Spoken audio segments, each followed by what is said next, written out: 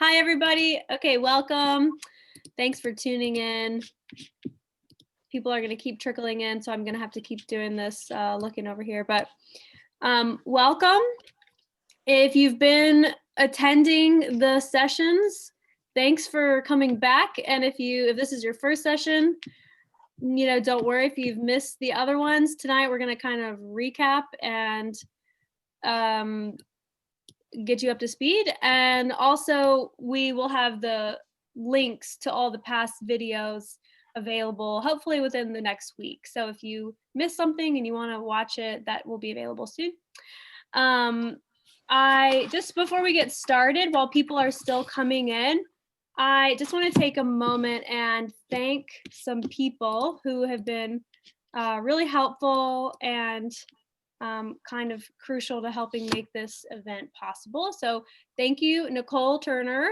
Thank you, Niles Franco, Natalia Smothers.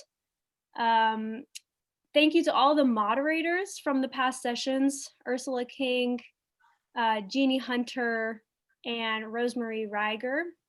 And thank you to all of the sponsors, so all the local businesses who have chipped in and contributed to making this event happen, and to all of the individuals who've also made generous donations. And if you haven't and you would like to make a donation to our organization, you can do that at tandlocalfood.com. There's a little donate button in the top right corner. With that, I will just say, let's see, a couple notes. There is a chat box here, so feel free to open up the chat box and introduce yourself. You can type your name and where you're from.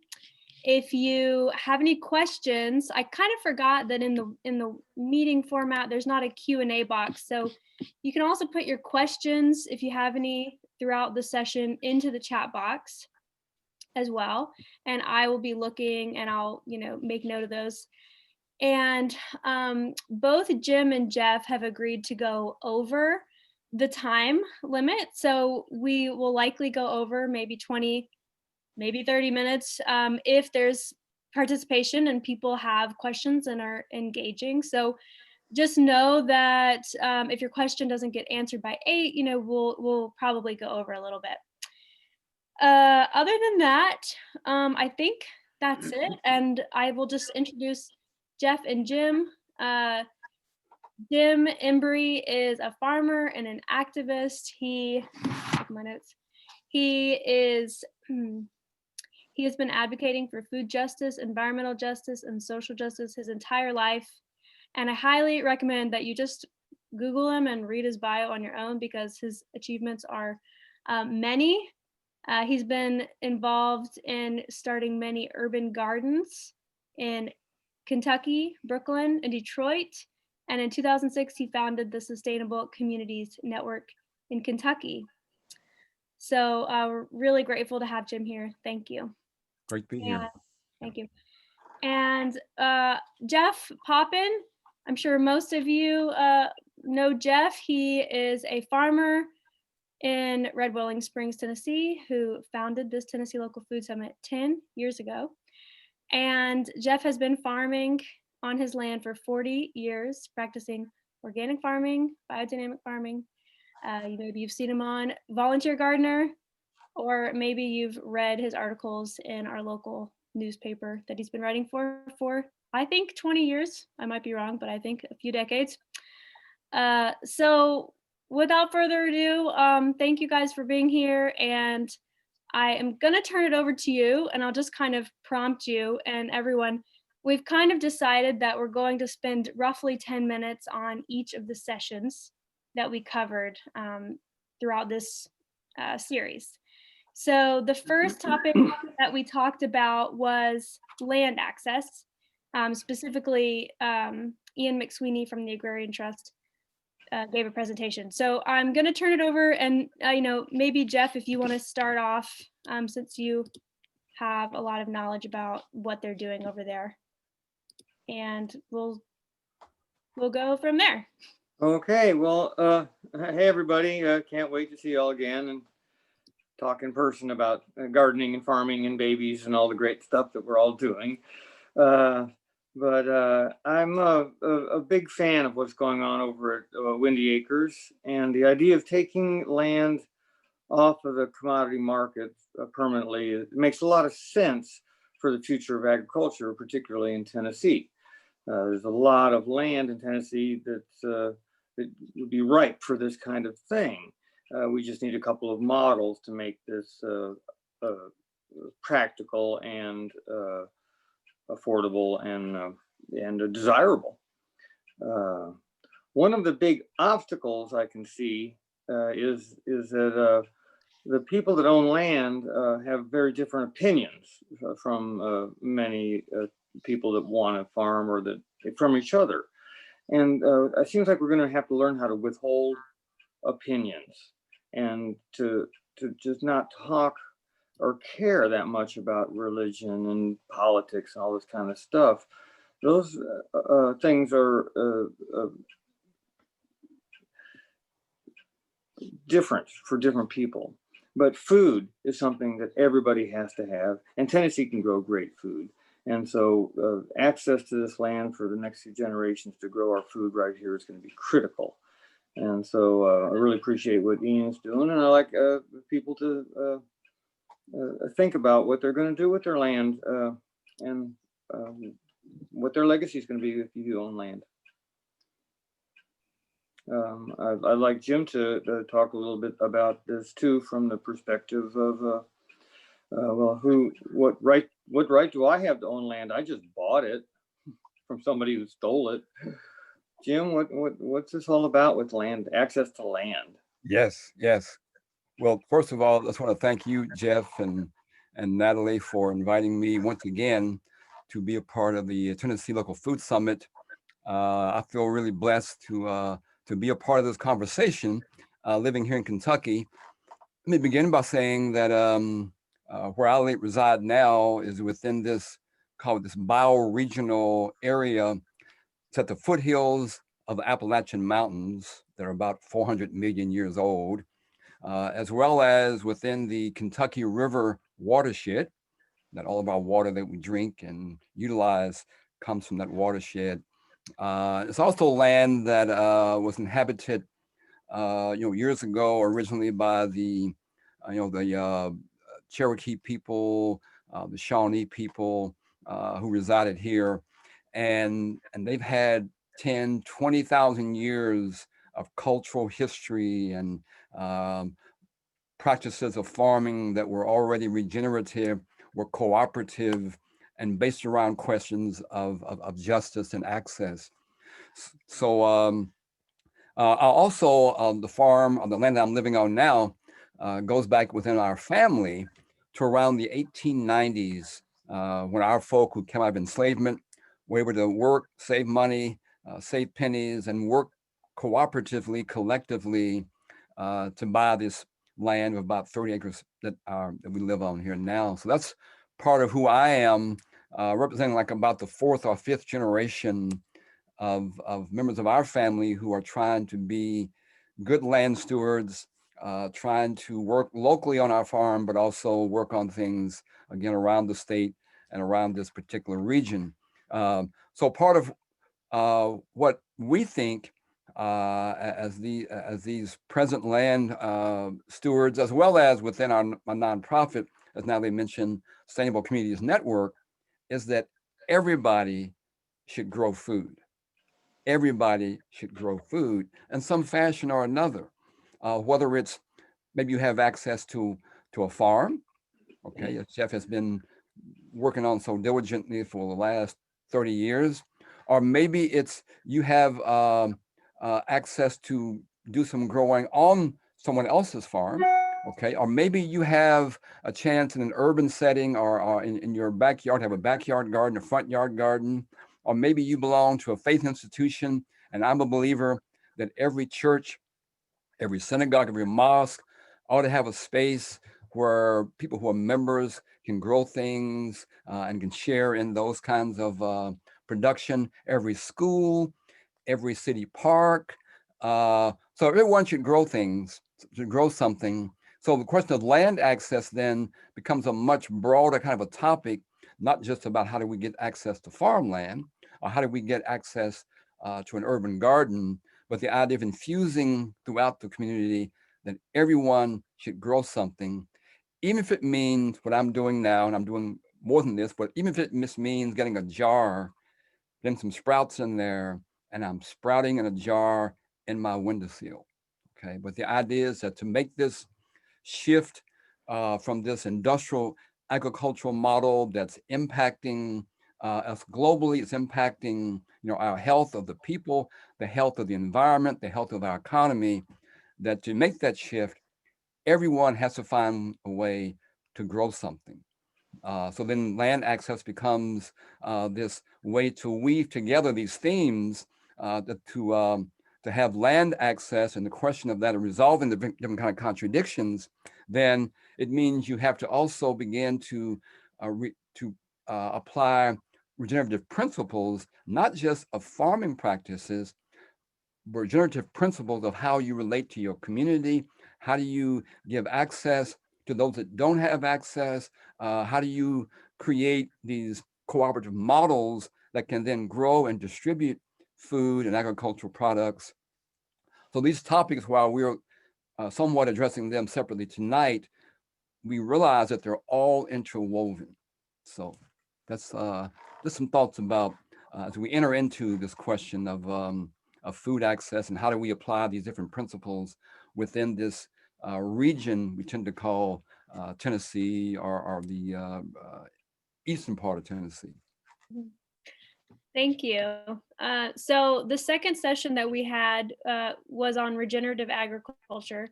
Actually, it was titled Food and Climate Change, but it really was focused on regenerative ag. And something that we didn't talk about that I wonder, Jim, if you could speak to is the historical context of, these regenerative practices. These practices have been used by indigenous peoples for ever. And I'm wondering if you can sort of just give us a little historical background as we move into that topic. Yes, absolutely. Thank you. Thank you. So we recognize that all across the earth, human beings have been practicing regenerative agricultural principles for thousands of years, at least going back to the area of the development of agriculture some 12,000 years ago. And as we have understood that more than likely women were the ones who were the primary protagonists, if you will, in this creation of what we now call agriculture. And agriculture is the basis of human culture. We can sit here tonight and have this virtual meeting, this webinar, this conversation, because somebody else is growing food. Somebody else is distributing food, okay, and selling the food. So it's the basis of human culture is agriculture. And we have an opportunity within this understanding that agriculture can serve as a fulcrum or as a pivot for impacting all of our other institutions towards a much greater experience based upon the questions of food justice and food sovereignty and things like that. But within Turtle Island, North America, we understand that indigenous people, again, who've been here, people say for 10,000 years, 20,000 years, some say 30,000 years plus, were practicing what we call now regenerative agriculture. It was with the rise of, especially around World War I beginning and World War II, where this great experiment was put into place that we now recognize what we tend to call conventional or industrial agriculture, where it says, okay, we got all these leftover chemicals from World War II. What do we do with them? Oh, we convince the people and the farmers, take all these chemicals and apply them to the soil, make out of them fertilizers, pesticides, or herbicides, fill up our soil, our water, our bodies with all these chemicals. It's a great experiment. So it's only been recently in human history that we have had this experience called industrial agriculture. So we have to remember that you go back 2-3 generations, And within our country, again, indigenous people, Europeans coming over to colonize and farm were using these kind of principles. Africans who were enslaved during the years of enslavement were practicing regenerative models, even under the thrust of growing cotton a lot in the South.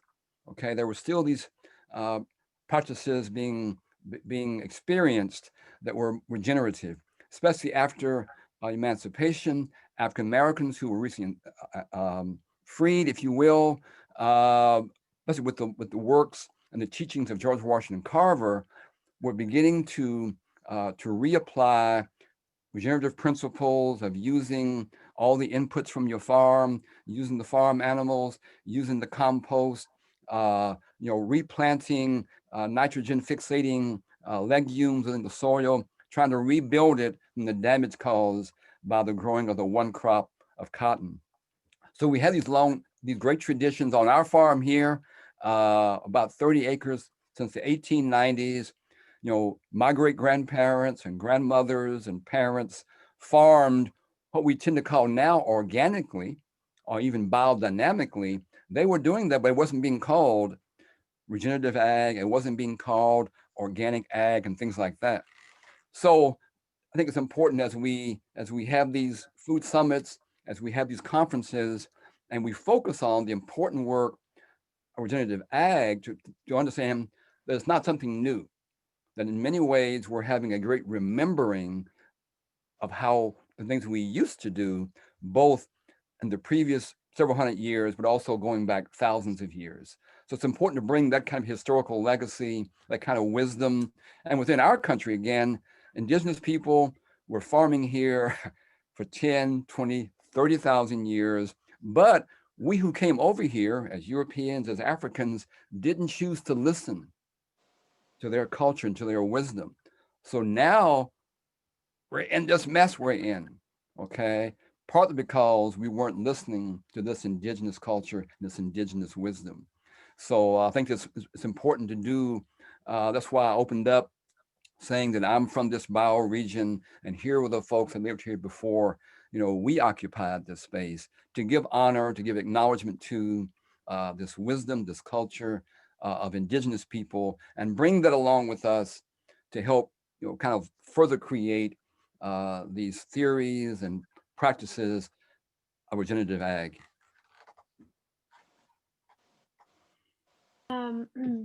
Jeff, is there anything that you'd like to add to that? Or if you don't want to speak to the historical aspect of it, maybe, talking about how we are taking regenerative ag into the future and incorporating, broadening our lens and, bringing in some of this context into our future. Yeah, well, I certainly like Jim's story there, and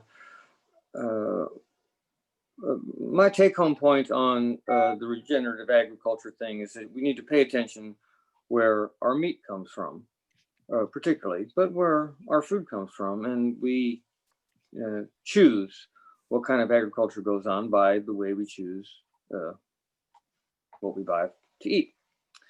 If we do have land, or we have an inclination, there's a lot of abandoned land in Tennessee that could be sequestering more carbon if it was just cut down and lime and phosphate were added. These two things open up the soil and allow legumes to grow. But the problem with them is that they wash out of the soil, they leach out, and particularly when there's bad farming practices going on. And so we have to get our lands more fertile so that they can get down to the important job of bringing the carbon out of the atmosphere and back into the soils. And then we'll have just all these really rich soils that we can grow all kinds of food on. So Tennessee grows really good food really easily, but we have to get lime and phosphate on that land, and we have to open it up, and then we have to get biological activity. And these are things that we can do. Even if you just see some abandoned land, talk to the owner, say, hey, can I take that and try to make it better? Why not? What else you got to do? Okay, good. All right, so to transition into our next topic, the third session was on food justice, and Jim brought up a really great quote from George Washington Carver when we talked yesterday about, I don't remember the exact quote, but it was the extent of it was soil health, equates to food justice. And Sure. so I'm wondering if we can, if either of you want to start on that relationship, soil health and food justice, or transitioning into that topic of food justice. Absolutely. Yeah. Thank you for that good reminder, Natalie. You are a great moderator. We appreciate you. Okay. Very much for putting this all together and helping us, us old folk, okay, move into this use of all this technology. So we love you and we appreciate you. And all the people who are listening in as well and watching in. But the quote I gave, and I've maybe the last 10 years, I've been really focused upon going back and researching and reading and trying to lift up the legacy of George Washington Carver, because the topics today, all the ones that we were talking about, okay, land access, regenerative ag, food justice, cooperatives, Carver was doing all of that. He was creating all these wonderful farmer cooperatives, many of them focused around Black farmers. He was dealing with the question of land access and getting some of the folks off of the sharecropping system onto owning their own farms. He came to this city here of Richmond, Kentucky, a couple of times. My great grandfather was part of the Black Farm Cooperative that brought him here to speak to people about, hey, work together cooperatively, help save your money, help buy land, the question of land access, and so forth. But one of his quotes, again, he worked at in Alabama at Tuskegee University for about 50 years. He wrote about 44 bulletins. He was friends with the likes of Thomas Edison and Henry Ford, several presidents, friends with Gandhi. And he worked on a whole host of things that we're addressing here tonight and in the future. But one of his quotes that I use a lot, he says that an injustice to the soil is an injustice to the farmer or to people, and vice versa. An injustice to people, to the farmer, is an injustice to the soil. So what he was saying was these things are all interrelated. They're all interlinked. They're all interconnected. And again, part of our effort within the context of the Food Summit and having these various themes is to recognize how they're all interwoven and interconnected. So that was part of his quote that I use a lot. And there have been many different people, like beyond myself, who've been utilizing his legacy, his writings, his research work to then bring it forward and kind of expand it here in the year 2020. I was going to mention several books that would be really great, people to read in between now and next Food Summit that address this question of Food Summit, the food justice, and how they weave in this history within indigenous culture, European culture, and African culture. And one of the books is called Farming While Black by a dear friend named Leah Penniman. Came out a couple of years ago. That's a wonderful resource guide. It's a wonderful understanding of how we need to create or recreate rituals as we do farming practices, that if we say a blessing before we eat, if we call that action of eating a spiritual act, then farming is a spiritual act. How we harvest is a spiritual act. How we distribute is a spiritual practice. And how we dispose of food is a spiritual practice. So all along those levels is the question of food justice. If we're not disposing of our organic waste and food waste other than the landfill, that's an injustice. Okay. So well, that book, again, Farming While Black, another friend named Monica White, who's a professor up at the University of Wisconsin, wrote a book called Freedom Farmers, where she brings this whole notion of the civil rights movement, the post Civil War kind of effort of Black folk remain in the South and create community and family. She lifts all of that up and then applies it, here currently. And then lastly, There's a book by another friend named Jessica Nimhard called Collective Courage. Collective Courage. That's about cooperatives within our country, and especially within the African American experience, and the important role that cooperatives played within those post-emancipation farming practices, but also the important role that cooperatives played in inspiring many of the leaders that we talk about today, inspiring the leaders of the civil rights movement. So I recommend that we look at those texts like that to help us to help reinforce our principles, our values around food justice, and then how we apply that in our local communities.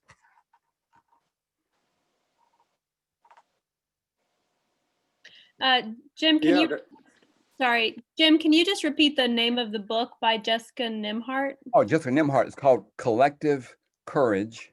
Okay, I will put those in the chat. Yeah, yeah. Those are that's really great resources that can go far beyond the conversation that we're having tonight and just a short hour conversation. Mm-hmm. Sorry, Jeff, what were you going to say? Well, I really appreciate what the points Jim's bringing up, and just as a take-home point, something practical, getting a little garden going in the communities is really important. And if we can start little gardens in wealthy communities, we can enlist those people to help go to less wealthy communities and get gardens going. We can start gardens in the less wealthy communities, and this can go upwards to the other ones. And it doesn't matter if the colors or the wealth or anything. Gardening brings people together, and it's just a wonderful way to to hang out with people of different social cultures than you, and to learn about them. And we all come from farming not that long ago. And when we work with the soil, these old things come back to us. It's really amazing. Yeah. And I would add, you're right. Thank you. I would add as well, around this question of food justice and regenerative ag and cooperatives and land access, is the idea of the garden. So last century, part of the mantra was that everyone had to be computer literate, because this is the age of technology and using phones and computers. So we all had to be computer literate, and that's fine. And in many ways, right now, we're almost too computer literate. But I've been maintaining in this century, this 21st century, what the mantra should be, that we should all be eco-literate or earth-centric literate to address these challenges around climate change, economic or environmental devastation, and reinforcing Jeff's point, the very best place to begin to teach and expose young folks to being eco-literate is in a garden. I've worked for 30 some years, or probably even longer, in an urban setting, mostly Lexington, Cincinnati, New York, Brooklyn, or Detroit, on this idea of urban gardens, community gardens, gardens in parks and churches. And we've worked with kids who are 2.5, 3 years old. These are young kids who can't oftentimes read or write. They can learn how to work in the garden, how to work together. They can begin to learn systems thinking. They can begin to learn not to fear the butterflies and the worms and the mealybugs and the bees, okay? But they're learning to be eco-literate. So not only do we need gardens for folks to grow things and begin to address questions of food insecurity and food access, but because we need everybody to be eco-literate, okay? Everyone to be eco-literate, and the garden is the best place to do that. And then we need to have, as I said before, everyone should grow something. So not only in preschool, but all in every grade, K through 12, there ought to be gardens in elementary, middle school, high school. I was just taking a friend of mine today over to Berea College. And of course, they've been having a farm there since the beginning. Even at the college level, the students there ought to have an experience of growing food and working on whether it's farms or whatever going on in the university. So yeah, so just reinforcing again that gardens are critical to a lot of things, but it's the best place to begin to get, you know, our young people to become more eco-literate. Mhm. I like that that term, eco-literate. So to transition now into our fourth session was on cooperatives, and specifically how cooperatives can help lead us into a more democratic, equitable food system. Um, you know, there's a lot we could talk about, the little bit on, maybe we could touch on the history, and then um, you know, the future. You know, I think that it's kind of, we have to kind of reset the way that we think about our businesses and our land. And, you know, we have this idea of ownership, and maybe we can talk a little bit about that transition into a different way of thinking that has been going on for a long time, nothing new. Yeah, yeah. Jeff, go ahead and start, kick that off. Yeah, well, that is it's a huge subject. And, you know, we go back to Adam Smith and we learn, you know, how cooperatives worked and how we can uh, organize societies that way, or we can organize them differently with capital. And so it's not like we own stuff. What we have is various degrees of loan. And so, and debt. And so these are the things that we can mitigate a little bit by working cooperatively, where we're not just one person alone against the banks or whatever it is. And so cooperatives are going about their business now. And one of the most popular ones is community supported agriculture.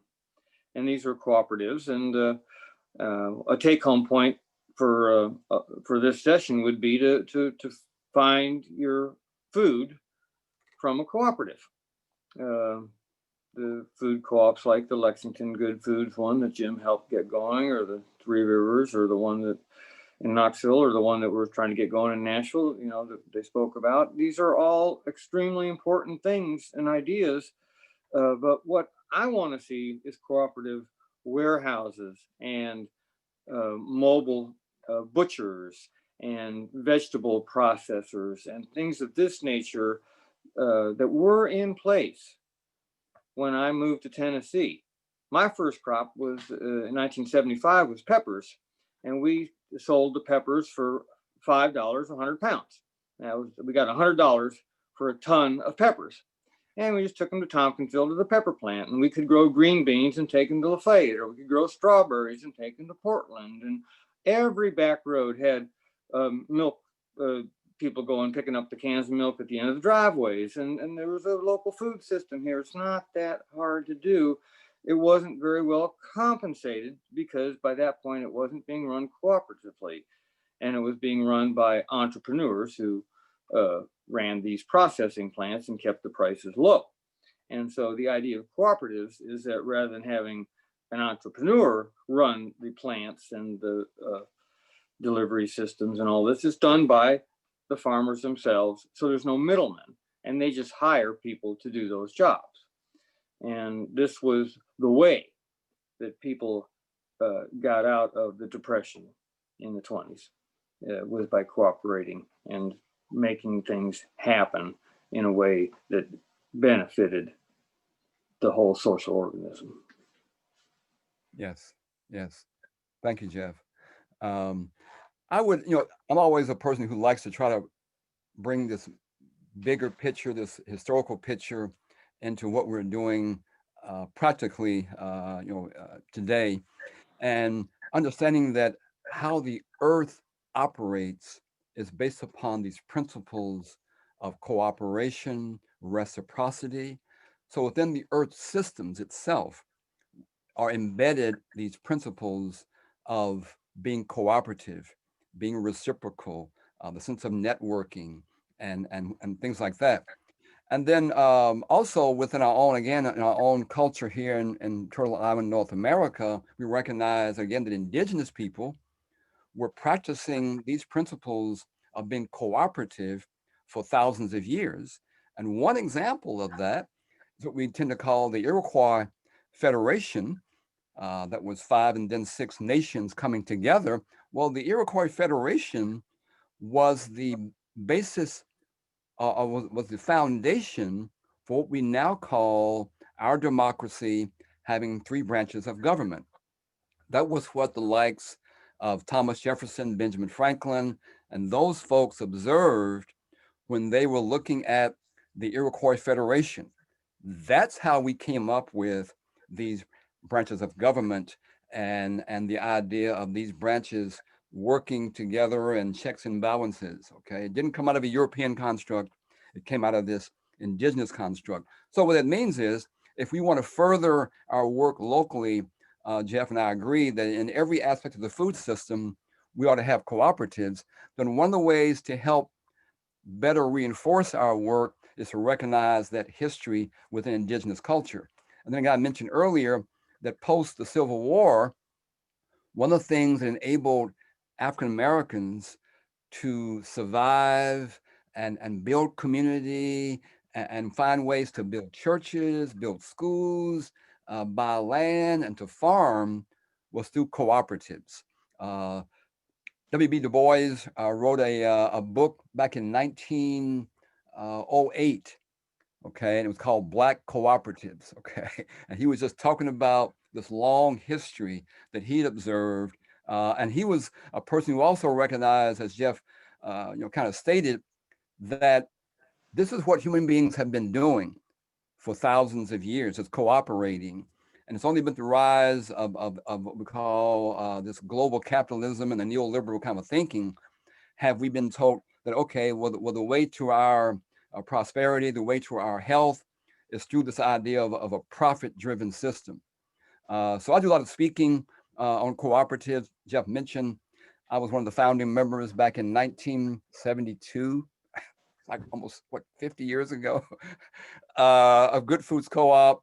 And I've also been working quite a bit the last several years, mostly using the Madrigal model of cooperatives that's more of a worker-owned model, okay, as opposed to a consumer-based model that was used at Good Foods Co-op.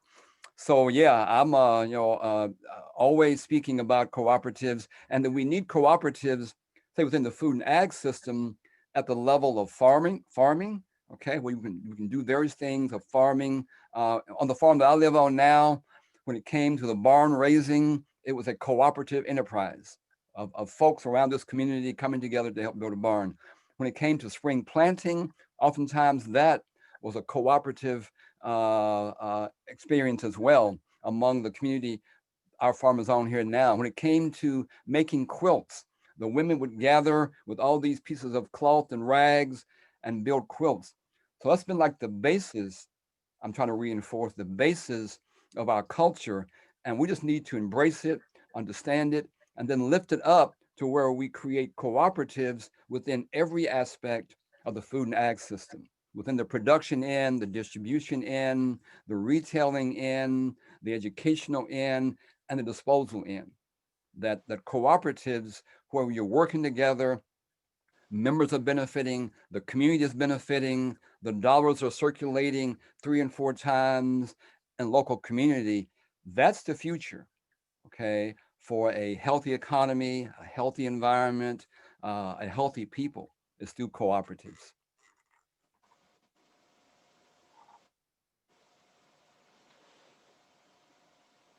Okay, thank you.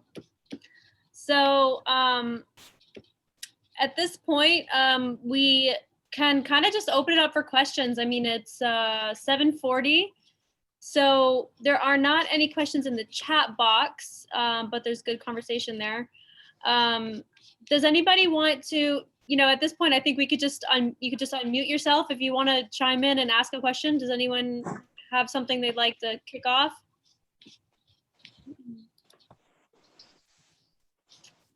Hey, this is Heather. Can you hear me?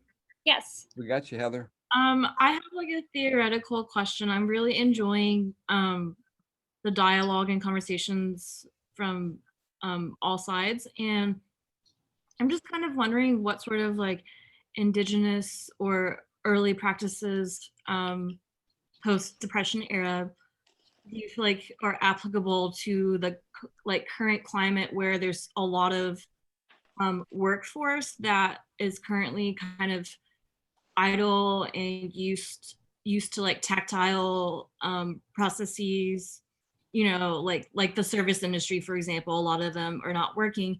And it's like, what I just wonder, like, what sort of like quick hypothetical projects can we like get into place where these people who don't have, you know, the guidance or the means to really like start a garden at their home, but yet they're still like one anyway, like the gig economy example, like how can we turn gardening into like a gig economy sort of like crowdsourced thing? That's kind of what I'm questioning.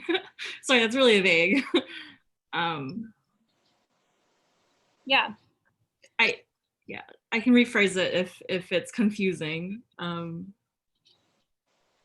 I have a response, and I think you should just go visit Jeff Poppen's farm. That's, yeah. Does that question make sense to Jeff and Jim? Would you like her to rephrase it?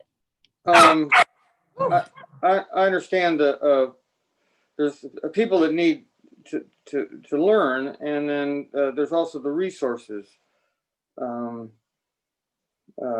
But it's people like Jim and I that can help get some gardens going, and we love to do this.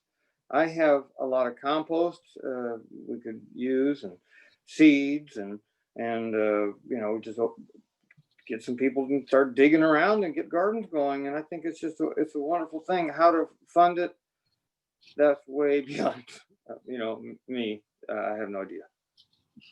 Yeah. And, you know, I made reference a few topics ago, this book called Farming While Black by Leah Penniman.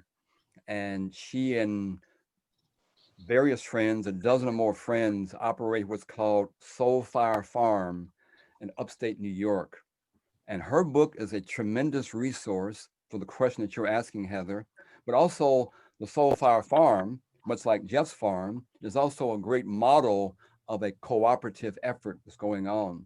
And what we're witnessing, I think, around the country, because I've been assisting with the development of cooperatives quite a bit the last 5 or 6 years, most of them based upon what's called the Madrigan model. So I think one of the inspirations is that during the global recession back in 2008, the economic business sector in Spain that was the most resilient, that was the most sustained, was the Madrigan cooperative model. And the Madrigan model has business enterprises in every sector. So you can look at, Heather, some of the things that have been going on for some time and even currently around the Madrigan cooperative model to draw some ideas. And also, I think, you know, when I was Jeff this spring trying to get online and from various sources, you know, buy some seeds and whatever, I couldn't find any because they were sold out, because everyone during this COVID was saying, man, women, we got to grow something, and we got to get online and begin to remember these traditions of growing food. So I think that out of that effort, there have been, Heather, various projects that have arisen around the country that address this question of how to community people, how to individuals work, support each other in this time of multiple pandemics. Jeff mentioned earlier the idea of a CSA, Consumer Supported Agriculture. I want to mention that one of George Washington Carver's students, a guy named Booker T. Whatley, if you go back and you read his writings, read his works, okay, he was the person who kind of gave rise to what's called the CSA, and was based upon, we have in the South always Black farmers and sharecroppers, and how can we create different levels of prosperity, sustainability, resilience. And he said it has to be through this cooperative model of how farmers work together, and then also the residents who are eating, whether in a rural or an urban area, come together to help cooperatively, collectively support that farm. So those are great examples, and we see those examples being implemented again around the country. So I can certainly, again, everyone who's listening in, watching in, as Jeff mentioned, please feel free. I hope Natalie will share, our email, our website. Feel free to call me, email me, contact me, where we can keep having this conversation. And I can send, as question was asked, different models for what's going on now that might be new. But it's important also to be able to understand this legacy, this history. So when we come to a pandemic and we understand the work of a Booker T. Washington, or Booker T. Watley, or George Washington Carver, or a history of Rodell, and we understand that, then we're able to apply it when we're faced with this kind of crisis. But if you don't understand the sense of history, the sense of legacy, the foundation, then you're bewildered. You're kind of searching, okay, in many cases for answers, because you don't have the foundation. It's important, even within this crisis, to go back and understand the sense of foundation that can then give you the platform for these innovative, creative ways to apply this sense of cooperatives within this pandemic. But again, there's been some really thoughtful, inspiring projects going on nationally as people try to address this question, the COVID pandemic, and how do we create resilience within farming operations, agricultural food workers, restaurants, and things like that. Do we have any other questions? Feel free to just unmute yourself. I was going to just say one thing about Heather's question, and another thing just to consider, and different things that I've done, and I'm sure Jeff and Jim have both experienced this. Sometimes it's just a matter of seeing a vacant lot or seeing an area that is underutilized and start asking around. Or if in my case here in Whites Creek, I see a neighbor who's struggling to brush hog the field, so I can offer to graze my lambs there and manage that. So you kind of look even around your community and your neighbors and start asking the questions and provide an opportunity to cooperatively work with your neighbors to help maintain the land, even within your community and your closest proximity of what you have access to. Mm-hmm, mm-hmm. Yeah. I just want to jump in and comment on that theme also. The last time a very large majority of everyday citizens gardened in this country was Victory Gardens in World War II. And that was because the government called people into service because food was prioritized. And I'm actually writing a book called Creating the New Victory Garden Movement. I have a publisher and agent in New York City. It'll probably take me another 3 years, and we've had to rethink it because of the pandemic. We have to rethink our thinking about how we're going to present this book. But I've been interviewing people for about 3 years and writing. And I think there's a real opportunity because of the pandemic to create a new call to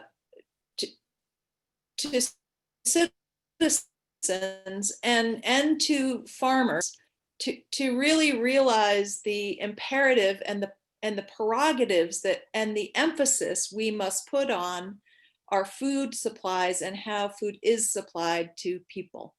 And so I would say that there is a potential, and I'm not going to get political, but there is a potential within this new administration to call these things to the fore And really, the pandemic has given us great opportunities to call these things to the fore. And I'm working with people, I do a lot of advocacy and policy work.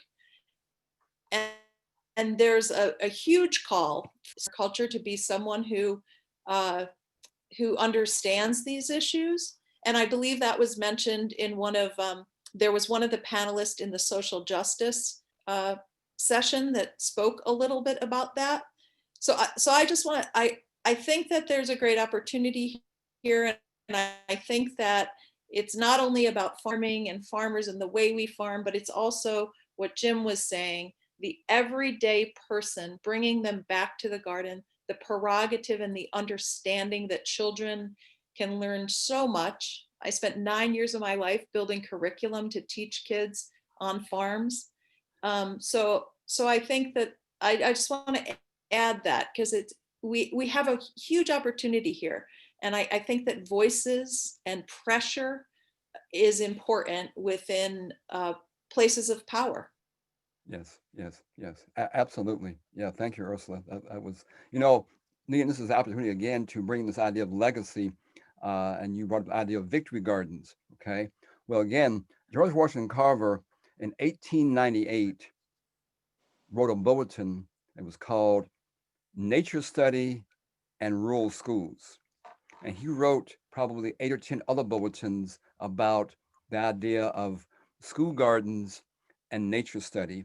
And he was part of the whole national movement around nature study. But so he was a big proponent of saying every school, but he was especially pointing out that within the rural schools where most Black folk lived, of the idea of incorporating this idea of gardens in every school, but also he was promoting the idea of every school throughout the nation ought to have gardens. So when the presidents, again, World War I and World War II, brought in victory gardens, he was brought in as a kind of inspiration, as a consultant for this national effort around these two wars to implement victory gardens. So we understand the important role. Almost half the food during World War II that was being eaten and grown and eaten was in victory gardens. And there are a few of them still left and being utilized. One's in Boston and a few other places. So yes, we can learn from that lesson and we can apply it to today. Say, okay, we're in a similar kind of a crisis, a similar kind of a pandemic. And the question was asked by Heather, well, how do we create these cooperative models and what do we do now? Well, here are some examples that we can learn from and be inspired by. So yes, we need a 2020 or 2021 Victory Garden activity. When the Obamas came into office, I was working then closely with a guy named Will Allen, who was the founder of what's called Growing Power up in Milwaukee. And Growing Power was promoting urban farming, urban gardening throughout the country. And he was called upon by Michelle Obama in particular to come and consult with her and how she could reestablish the idea of the White House garden. And it became, as you might know, if you followed her legacy, became the talk of the town. She had kids coming out. She had chefs going out, picking from her White House garden. So part of the effort could be, okay, Kamala Harris, Joe Biden, you all should reinstitute what Michelle Obama had for 8 years out of a White House garden and make sure that you're promoting this kind of regenerative agriculture, whatever, within your administration. So yes, it's a great opportunity to begin to both draw up some of the historical examples, but also to begin to be innovative, creative in how we apply those models within our current, context and current administration. So yes, it's an opportunity to be innovative, creative, to create new models, new ideas that can help sustain us over this period. I have a question. Mhm. Yeah, thank you so much for great work. I enjoyed your conversation and discussion. Jim mentioned our different activities as spiritual activities. And so my question is, maybe you can bring a little more examples how we can bring spirituality into our agriculture. Yes, yes, I sure can. And what I want to do first, once again, I'm not getting any money, okay, from these book promotions, but this book, Farming While Black by Leah Penniman, it ought to be like in everyone's library, okay? Everyone's library, because the book is full of, it's like a resource manual as well. It's full of rituals, spiritual practices of how we begin not just to apply organic principles, but how we begin to apply them as a spiritual practice. So I go around to all faith denominations and I give similar presentations and I talk about that all of these earth relationships that we have as humans are all spiritual relationships, whether we're breathing the air. And I talk about, the different sacred texts. If you take it from the Judeo-Christian, early in the Bible, I'm not a Bible scholar, but somewhere in the Bible, might even be Genesis, it talks about God bending down and picking up earth, clay, soil. So that means that soil that we're growing food in is a sacred medium, okay? Then it says that God breathes the breath of life. So each breath that we take is a sacred sacrament, okay? Sacred sacrament. And the water that we so need, and we spend 9 months in water. Life evolved out of the oceans. We need so water relationship is a sacred relationship. And again, within indigenous cultures, they employ all kinds of rituals like that. When we were doing our Growing Power conferences, we would sub-theme it things that had this sense of sacred, we might call it sacred water, okay, as the theme for our conference. That meant that every person who came to that conference was asked, wherever your water comes from, whether from a spring, or in my case, the Kentucky River, the Tennessee River, or whatever, you go out there and you get a little vial of water and you bring that to the conference. We have a big cauldron, and then we begin the opening and you pour that water into the cauldron and you speak about this water. This water is Kentucky River water, okay? Watershed. So you do rituals like that. When I was in Toronto a couple of years ago, it was called the Parliament of World Religions. 10,000 people from all over the earth came together and they began this huge parliament of world religions with some of the First Nations elderly women doing a water ceremony. There was a river, I forget what it was called, right there in Toronto, a convention center. But it began with the women doing a water ritual. When we were doing the Growing Power conferences, as I mentioned to my friend who's here from Australia, we would choose the date based upon the full moon, not based upon my schedule or Jeff's schedule or Natalie's schedule, but the full moon. Why? Because within the conference, we wanted to allow the women to do a grandmother moon ceremony, because we know how important the moon is to life in general, how important the moon is to the women's menstrual cycle, and it impacts the moon on the ocean. So again, there's those kinds of ways to employ these spiritual practices.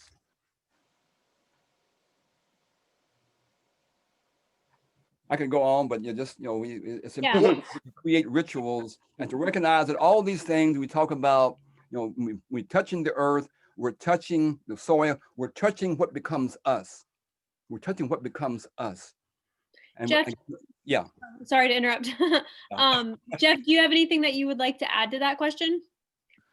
I think the spiritual is in agriculture. We don't have to do anything. It's there. It's in the chemical agriculture and it's in the organic agriculture. Things wouldn't grow without these things that we don't understand. Certainly pays attention to be observant and look at it. Mm-hmm. Okay. So let's see. It's It's 8 o'clock. So we can, if there's any other questions. Just got one question. Mhm. On the idea of cooperatives, if you could name one barrier to establishing a cooperative to be mindful of as you're trying to get one started, what would that be? And if either of you have any experience with, or if anybody has any experience with establishing cooperatives, how did you work through that? Or what was that one that always inevitably turns up as you're trying to create a cooperative agriculture? It's called the human ego, and it requires psychology to get through it, and an understanding, and it's not easy, and it's a huge barrier because we're taught that we're separate from each other, and that teaching comes early and is reinforced throughout our lives. And so to feel like that we're not separate and that we're part of something is something we have to work on. I think that maybe in some of the indigenous cultures that Jim was referring to, that wasn't quite the case, but it's certainly a problem now. And again, learning how to withhold our opinions, learning to be quiet and listen, all these things are really beneficial, but they're hard to do. Yeah. And I would just echo, Jeff's sentiments that, again, I'm going to refer back this book called Collective Courage by Jessica Nimhard. What's a barrier is humans having the courage, okay, the collective courage to not accept the dominant narrative about the importance of individualism, the I, as Jeff mentioned, like the ego, okay? Within our English language, there are built into the language itself things that promote not the collective, not the cooperative, but the I. When you were writing, your reports and projects, you capitalize I, but not we. Okay, think about that.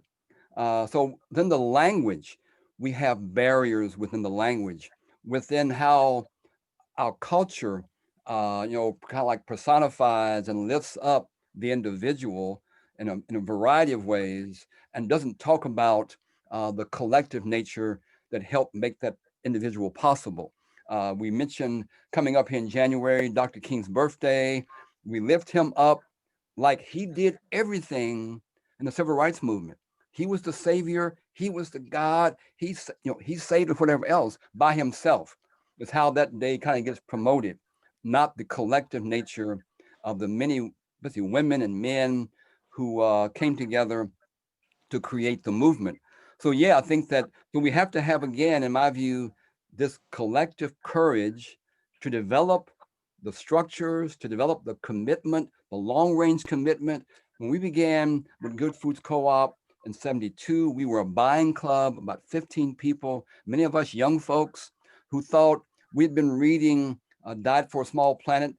We've been reading Small is Beautiful. We've been reading things like that, and just aware that if we want to create health within ourselves, we couldn't get it in the typical grocery stores. We couldn't get it there.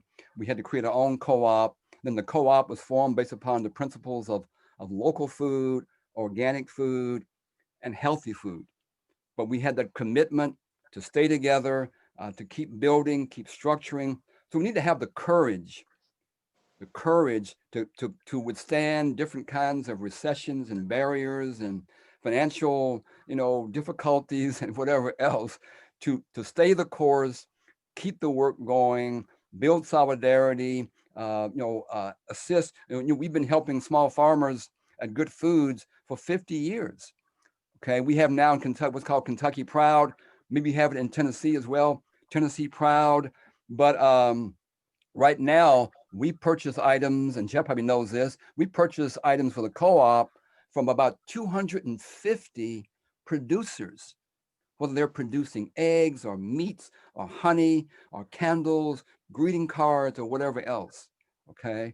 So, but we have that commitment to not only building the co-op that was initially only open to members, open to the public now, but also impacting the local community, assisting small farmers, assisting restaurants, and assisting gardeners and whatever else.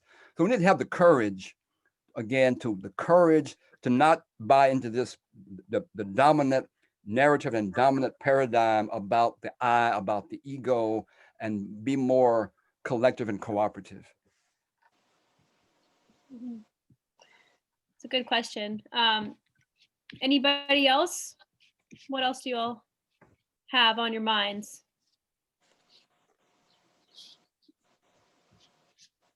Is there a way we could get copies of these sessions?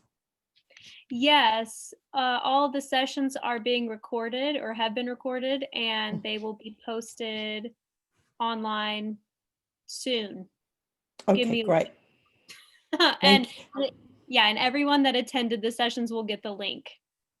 Oh, So. thank you so much. I'm a master gardener in Sevierville, Tennessee, and I would love to have this data to present to our group. Yes, Great. Well, thanks for being here. absolutely. Thank you. Yeah. I think it's important as well, I would add, Audrey, to take these sessions, and as they're already recording it, and make them available. But for me, it's important that we're still operating in silos too much. This year, I've been involved in about 10 or 12 other virtual conferences. Okay. Right there in Tennessee, I was in about a month ago. I involved in a conference that Al Gore sponsored from Caney Fork Farm. Okay. And we had great speakers, great content, discussion, and they have some video of those sessions. I'm going next week to do a conference with the young farmers and young chefs. But we need to find ways also to not just provide the links to this session, but the links to other sessions, other conferences, so we can get an understanding that this work we're doing in Tennessee is being done all across the nation, globally, all across the earth, and that we're networking, we're creating an awareness, a collective mind of the other work being going on as well. So I would encourage, Natalie and her crew to also provide links to things like that. So we can then, Audrey, recognize that this conversation is part of and connected to these other conversations that have been going on just this year virtually. It's really important to do that. Like Yes, it is. Yes. silos. Let me say, silos are great for storing grain. They're great for storing things like that. But silos, when it comes to the human endeavors and the human interactions, ain't worth a damn. Yeah. Good point. That's true. All right. What else do we have? Any other questions? The last one makes me think about the need for publications of the farms, the resources, the people in the movement, and some kind of a space for everybody to put their what they're doing and what they'd like to do up, so that people could hook up and do things cooperatively. Maybe somebody wants to, raise some goats, but they don't have land. Someone else has land. Someone else has some time to do the fencing. You put these things together, and next thing you know, you got a dairy going. And so, but it's this networking is what the Food Summit is kind of conceived about. And if we're not going to be able to do it in person, we should try to pitch in and somehow do it either virtually or maybe even a printed version. Something. Yeah. Good point. About a website. Yes, that'd be a good way too. Sure. Yeah. Website, apps. Here in Lexington, Kentucky, within this, this pandemic, and we got several of them going on. There's a pandemic, this COVID-19, there's this racial injustice pandemic, there's this environmental climate change pandemic, there's an economic recession pandemic. So we're dealing with multiple pandemics. And we really need some ideas that not just thinking out of the box, but I say we need some ideas thinking out of the barn. We need some really big ideas. And so one of the applications within Lexington was to create an app where you were able then to see all the local restaurants within one app, not just an individual website, okay, but an app that gave you a listing, locations, when they were open, what they serve, and you could access it really quickly. And then also, if a restaurant said, well, during this time, come by and it's a carry out, or maybe it's eating on the outside. But also they were saying, well, what you can do as well, you can buy these, gift cards ahead of time that you can utilize later on. Well, this one app allowed you to access almost all the local restaurants, access the capacity to buy a gift card for this restaurant or whatever else. It was a great new development, again, as you were saying, with the idea of this collective consciousness on how we apply, these cooperative principles within the needs of local restaurants, local farmers, and things like that.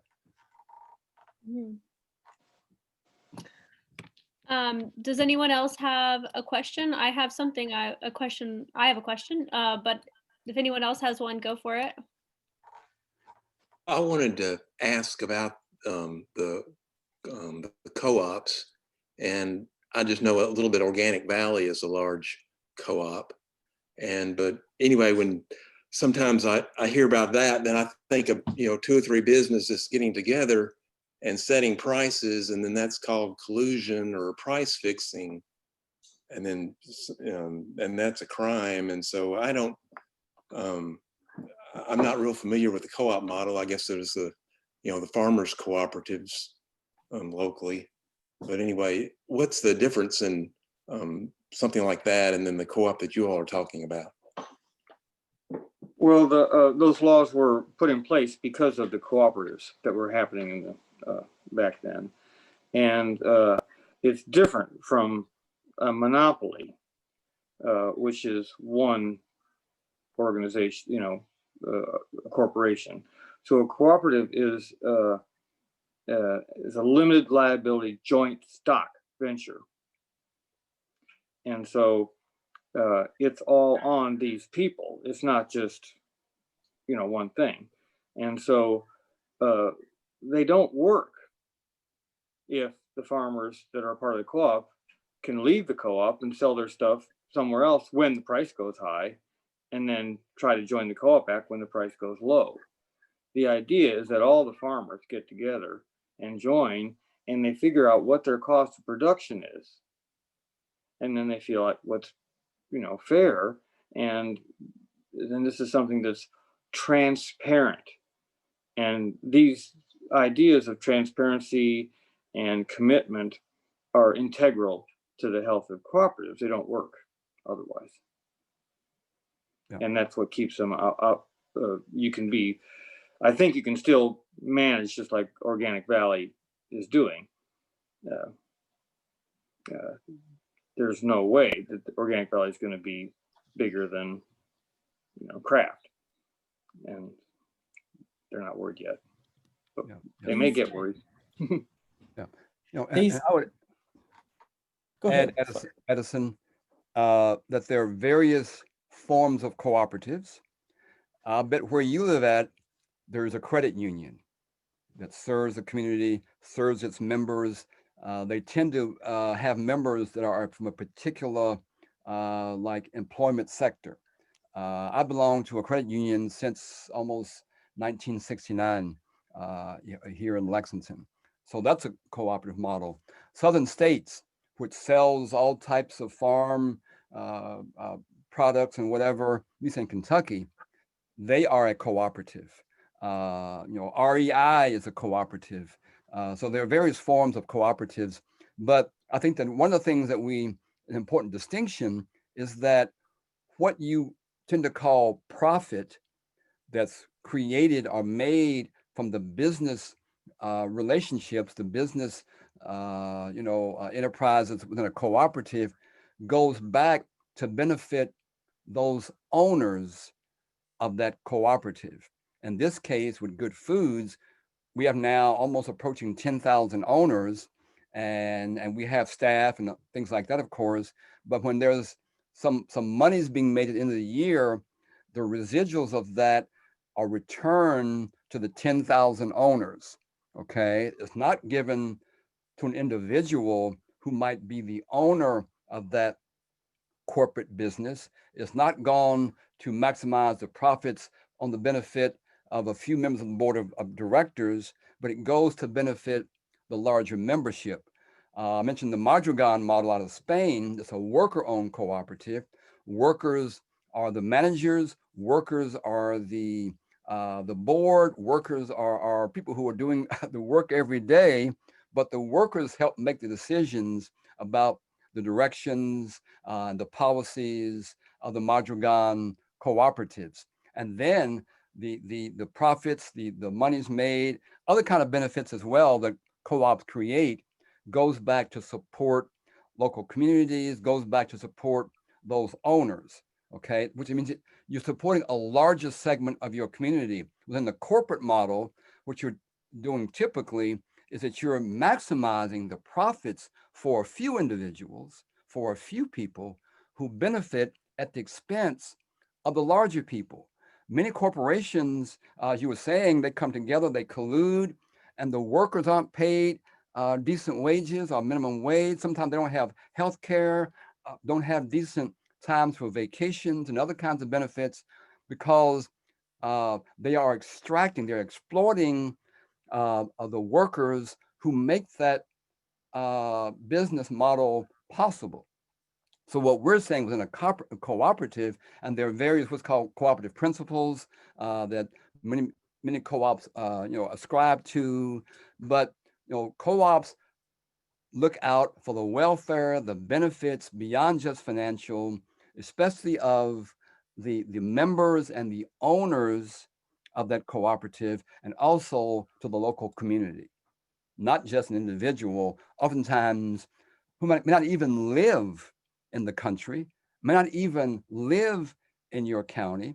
So I think that the model of cooperatives is an important, it's an important effort, an important movement to make even more prominent, in this century. I just want to add that, cooperatives are legal entities. There are all kinds of them, like Jim said, but they're autonomous associations of people who unite to particularly, there's consumer cooperatives, worker cooperatives, all kinds of things. But beyond the economic aspect of it, cooperatives also are formed to meet social and cultural needs of their members, and the rations of their members in terms of social and cultural needs, as well as economic benefit to the wider community. So there's a deeper aspect to cooperatives as well. Beyond.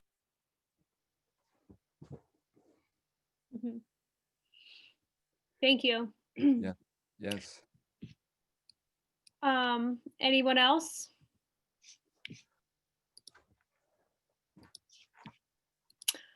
Okay, I'll ask a question. My question is, a resilient food system will rely on more than just farmers. And I'm wondering how we build relationships and grow connections with other sectors and other, parts of the community. How do we build stronger partnerships with other parts of the food chain? That's a really big question. But. Yeah.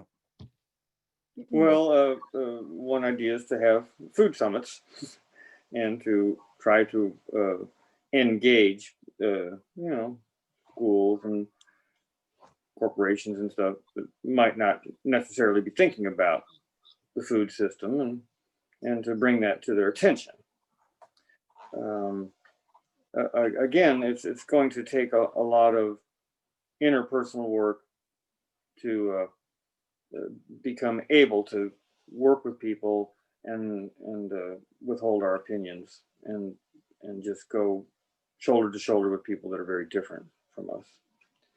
And I think that many people in those sectors, if they're truck driving, they just going to be hauling organic vegetables as inorganic vegetables. It doesn't matter to them. They just want to haul stuff. And insurance companies, they don't care if they're insuring this or that. So I really think that it's going to be the consumer driven. We're going to demand that we want our food this way, and we want it fairly and ecologically given to us. And building these partnerships, as you say, is extremely important, and it's going to just take a lot of work. And Jeff, I would suggest Natalie Baumgartner. She is the state of Tennessee Master Gardener Coordinator with the University of Tennessee, of course. And she's very helpful with community projects. Great. Yeah. Natalie, you always, ask these great questions, okay? And we're gonna have to start charging you, okay, for that, okay? But let me, if I can, just mention a couple of, good examples, inspirational examples of how we create this greater sense of networking and what I call this integrated systems approach. I think that first of all, that within the Tennessee Food Summit and everyone else I go to, what I don't get typically is some sessions on systems thinking. We've been taught all through K through 12, all through college, this Newtonian view of the world, this Cartesian view of the world, of things being separate, dichotomized, disconnected, and therein lies part of the problem, okay? Well, the earth operates in systems. Agriculture operates based upon systems, but we're not taught that. So we don't really know how, when we come out of college or when we're applying a summit, how to think and act that way. So we need to have this developmental sessions on what is systems thinking, what is quantum science, to begin to address what you're asking. Now, as was mentioned, I've been a part of the slow food movement as an organization since 2008. We've been doing all the elements of slow food on this farm since the 1890s, okay? But so I go every 2 years to an event, didn't do it this year, in Italy, sponsored by the International Slow Food Movement called Terra Madre. And we bring in all kinds of people who are part of the food system. We bring in the farmers, the small farmers, the fisher people, the cheese makers, the mountain farmers, the rural farmers, the chefs, the teachers, the activists. We try to bring all those elements to that gathering so we can have, as you're asking, that kind of conversation. What we also have done almost 8 years ago, we recognized that typically most universities are still operating based upon this Newtonian science of things being separate, okay? And what we want to do was allow young people an educational environment where you're emphasizing systems thinking. So they come to Bra, Italy, what we call the University of Gastronomic Sciences. And you come in, and during your 4-year, if it's undergraduate, maybe your 2 years if you're there for a master's, but you're learning the entire system. You're learning about production.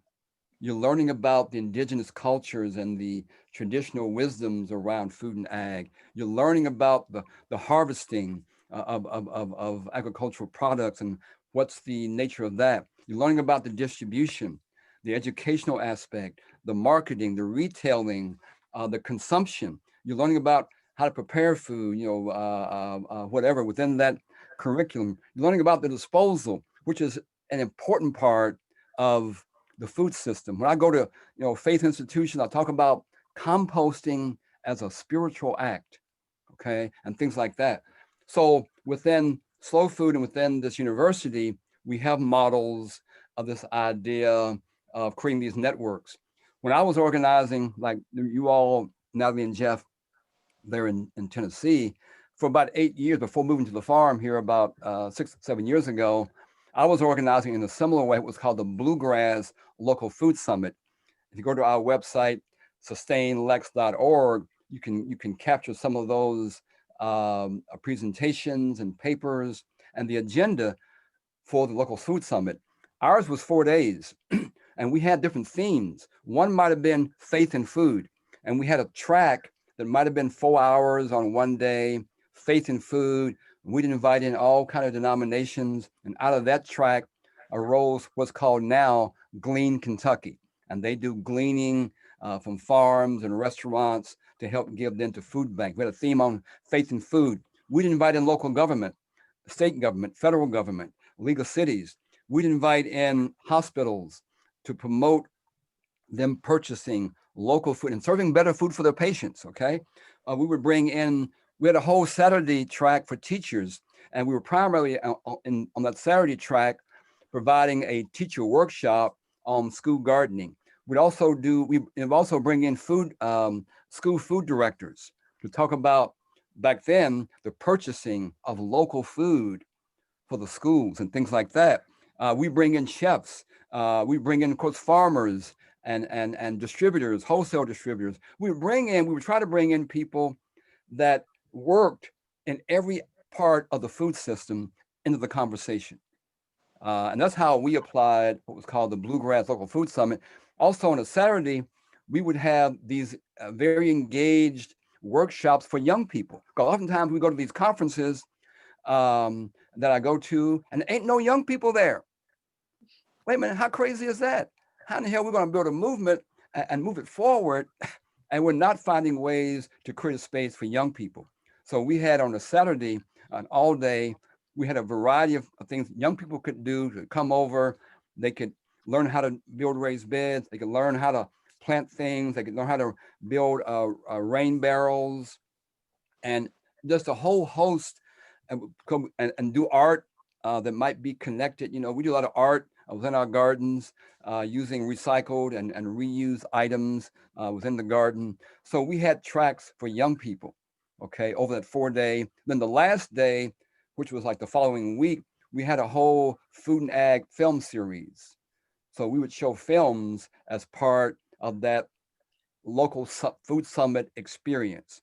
So that's how we try to bring in, all the various sectors, all the various elements, because you're right. We cannot do this in silos. We can't think that, well, we can go out here and just farm and it will all magically happen. We can go over here and support, agricultural workers, and it's all going to magically change and happen. No, we've got to create spaces where we bring in all the various entities, all the various sectors in the conversation, and then point out how we need to create these different changes. In Lexington, because of the summit, they now have a person who's full-time, works for the city as local food coordinator. And her work is to go out and help support local farmers, local restaurants, schools, and help schools begin to purchase more from the local farmers.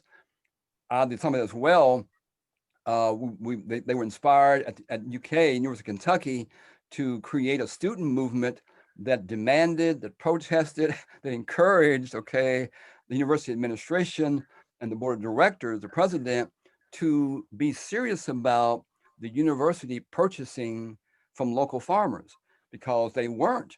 They were purchasing things from all these big corporations and from things far away from China and Brazil.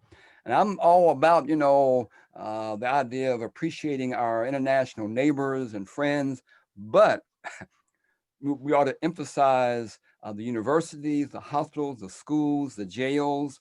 We had tracks, Natalie, for people who were jailers in county jails, state penitentiaries, coming together to talk about the restorative justice, which is another whole topic. How to restore people to community.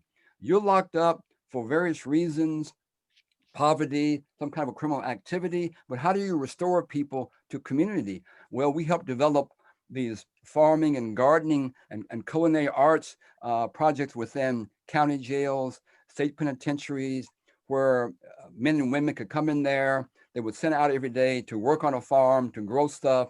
Sometimes the farm stuff might be used back in the jail or could be given to food banks.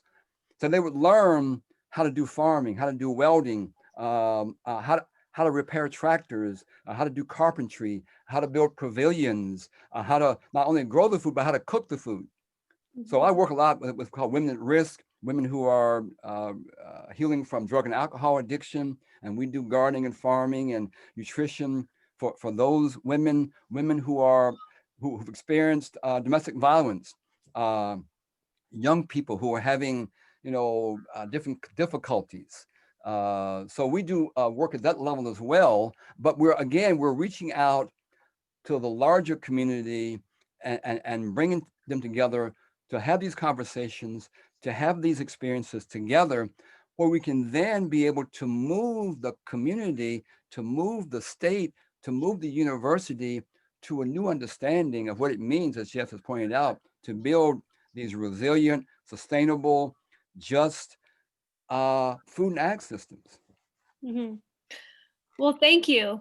That was a very thorough answer. And I really appreciate you sharing what you all did at your local food summit in Kentucky.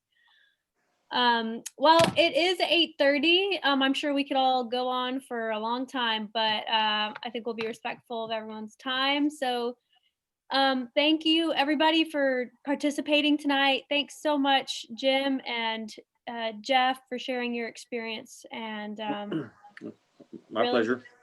yeah. Thank you all, Natalie, for your Yeah. great work. Thank you, Jeff, for letting me come again and be a part of this. Yep. And thank all you all who were listening and talking in. Yeah. Love you, Jim. Love you, Love you, Natalie. And I think with enough love, we're going to be just fine. All right. With that, everyone have a great night. Thanks so much. And we hope to see you in person next year, please. Yes, gotta be. Okay. All righty. Thanks All so right. much. Thanks, Bye, y'all. everybody. Bye. Bye-bye.